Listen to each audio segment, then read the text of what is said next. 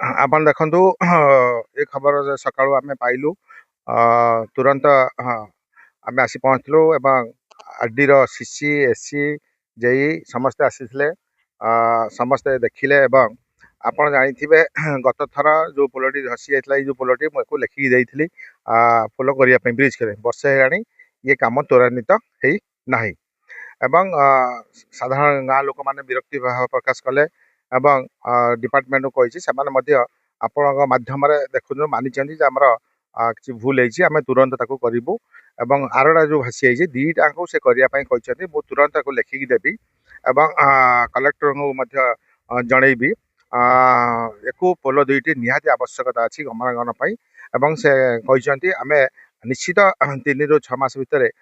या टेंडर प्रक्रिया करी काम करू बोली कहते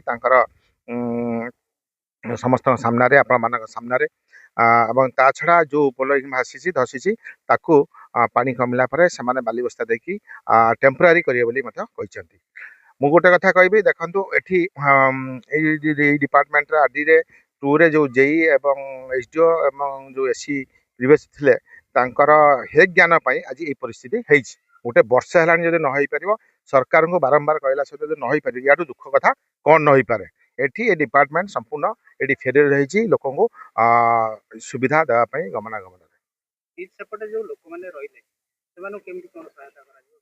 देखु तुरंत से कहते गोटे 2 दिन भर पानी कमला से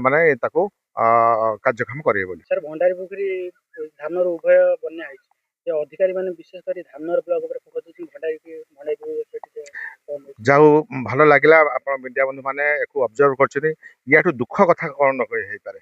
गोटे एठी 2.5 लाख लोक ये अच्छा ठीक अच्छे सी निर्वाचन मंडल धामनगर फोकस करा उचित किंतु सी निजे जाना दरकार सी हूँ राज्यर मंत्री जिलार मंत्री एवं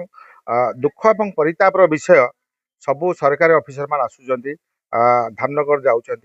जीवा मत आवश्यकता अच्छे से आम खुशी किंतु ता सहित भंडारी पोखरी निर्वाचन मंडल जो क्षयक्षति होती देखिए आसा दरकार एवं एटी प्रथम बन्या भंडारी पोखरी हुए तापर धामनगर तापर चांदोली पानी जाए एटा चिराचरित आपन जानते पानी गड़ी गड़ी जाए किंतु भंडारी पोखरी को ना कौन सरकारी ऑफिसर आसुना जो मैंने आपण माध्यम जो प्रेस मीडिया बंधु मान आपण माध्यम मु जानिली एवं मु सोशल मीडिया देखुची कहीं आसु ना बोधे यही 2.5 लाख लोक जो भंडारीपुर निर्वाचन मंडल लोक ये ओडिशावासी नुहति कि ओडिशा सरकार ये लोक नुहति जहाँ आम फिल करध्यम यार जवाब साधारण लोक देवे मो दबा अपेक्षा साधारण लोक आपण मानू कहते एवं सरकार या प्रति ध्यान देवा दरकार ना आगामी दिन में लोक यार उचित जवाब देवे।